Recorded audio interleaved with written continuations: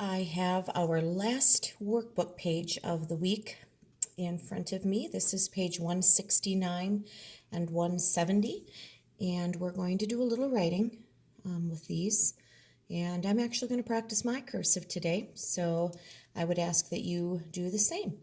We are going to practice putting commas in a series, but we're going to do it by actually writing out the sentences, and we actually have phrases this time, phrases that can be put together into one sentence if we use commas the correct way. So let's see how we do here.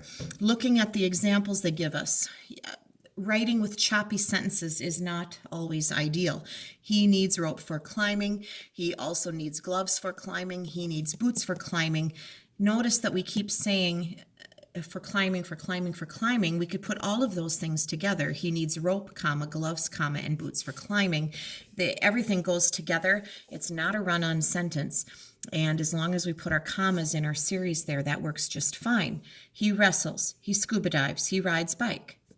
He wrestles, scuba dives, and rides a bike, all as one. Putting commas in the right place just sounds better. So here we go. Let's form a new sentence. Eric climbs walls. He climbs mountains. He also climbs hills. Well, Eric does all of these things, and they're all climbing. So we don't need to keep repeating the same word. So Eric climbs walls, comma, mountains, comma, and hills. Can you see all of that on your screen there? Eric climbs walls, comma, mountains, comma, and hills. Jose wants to share his success with his parents. He wants to share it with his friends. He wants to share his success with his neighbors. All right, he's sharing success with different people. So Jose, that word looks, or that name looks like Joe's. It is a Mexican name, Spanish language. Jose. J's have the sound of H in the Spanish language. So Jose wants to share. I know my left hand is in the way here, I'm sorry. His success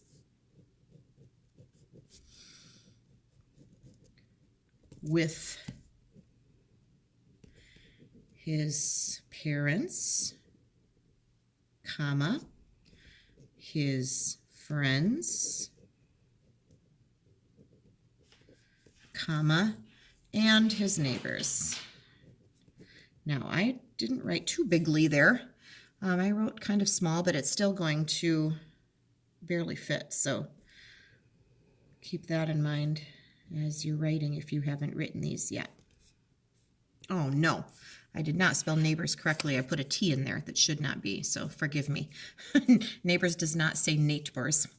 Maria never gave up. She never complained. She never made excuses. So we definitely want her name, Maria. Never gave up. Oh, I don't think we need to repeat never, but I'm tempted to. Maria never gave up, complained, or made excuses.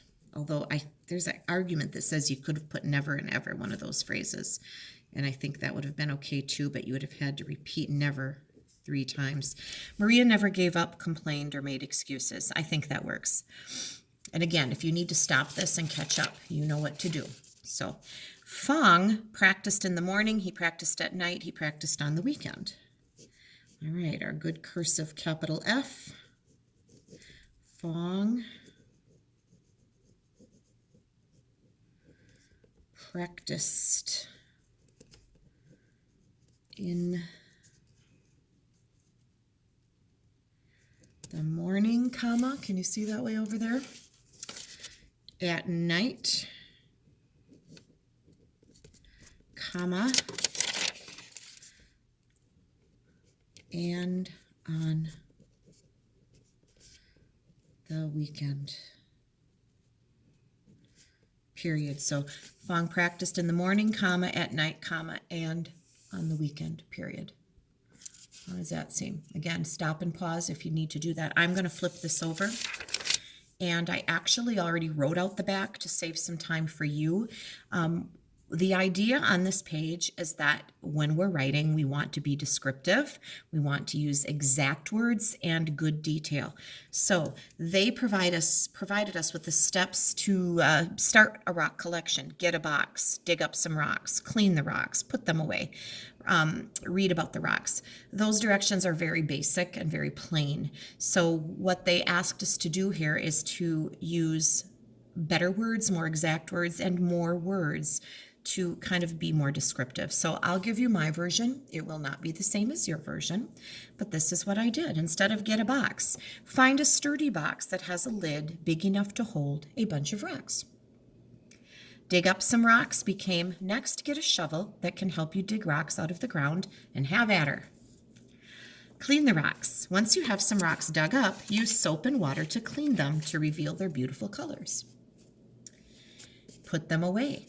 I said, once the rocks are dry, put them into your box for safekeeping. And finally, read about the rocks. I wrote, when you have some extra time, research the rocks you found to see if you can identify them. So just a good reminder that when we write, we want to write with good detail and exact words to make our writing more interesting. We don't want our writing to be boring. We want people to want to read it. So do your best version. You can show it to me if you'd like. And again, I don't expect you to have my version because you would probably think of some better ideas than I did. So it's good for us to practice writing. It gives us an opportunity to practice cursive and to use good capitalization and punctuation and just getting more creative as we write so that we are ready to be fourth grade writers.